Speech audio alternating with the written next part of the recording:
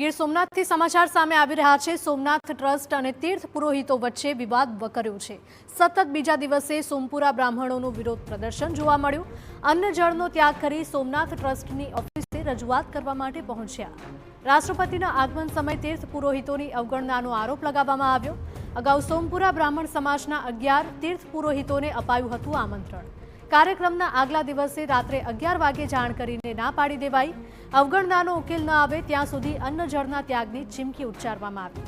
ઉલ્લેખનીય છે કે આ મામલે ગઈકાલે પણ તીર્થ પુરોહિતો જનરલ મેનેજર વિજયસિંહ ચાવડાની ઓફિસે રજૂઆત કરવા માટે પહોંચ્યા હતા।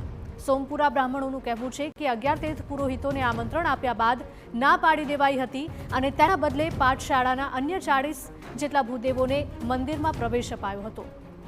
તેમણે મેનેજરને રજૂઆત કરી તો કલેક્ટરે નિર્ણય લીધાનું જણાવ્યું હતું।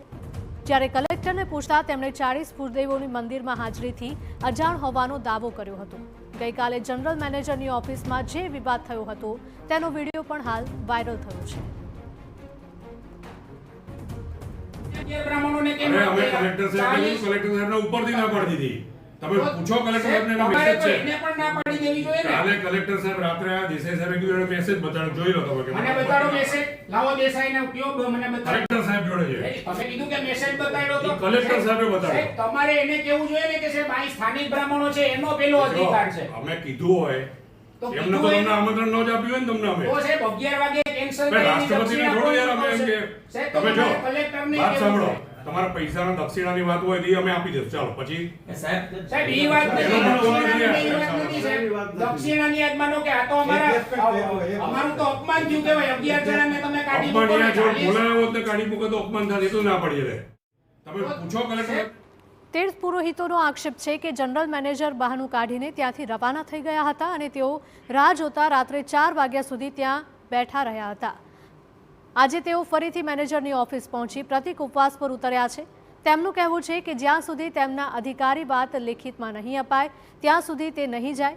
તીર્થ પુરોહિતોનો આક્ષેપ છે કે મંદિરમાં જ્યારે પણ કોઈ મોટા સાધુ સંત કે વીઆઈપી મહેમાન આવતા હોય છે ત્યારે તેમનું સ્વાગત હંમેશા સોમપુરા બ્રાહ્મણ સમાજના જ તીર્થ પુરોહિતો કરતા હોય છે, પરંતુ મંદિર ટ્રસ્ટના સેક્રેટરી બદલાયા બાદ છેલ્લા 3 વર્ષથી તેમની અવગણના કરાઈ રહી છે। સદીઓથી જ્યારથી ચંદ્રમાએ સોમનાથ મહાદેવની સ્થાપના કરી ત્યારથી માત્ર ને માત્ર અહીંયા સોમપુરા બ્રાહ્મણ સમાજનો જ અધિકાર છે, હતો અને રહેશે। પરંતુ આ ટ્રસ્ટના 2 જવાબદાર જે સેક્રેટરી અહીંયા અત્યારે નિમાણા છે એને ગામને તો અલગ મંદિરથી કરી જ દીધું છે, પરંતુ સદીઓથી જે પારંપરિક જે અમારી લાગણી છે સોમનાથ મંદિર સાથે, સોમનાથ મહાદેવ સાથે, એને પણ ક્યાંક ને ક્યાંક દૂર કરવાની વાતમાં આ 2 જવાબદાર ભાઈ છે। પોરબંદરના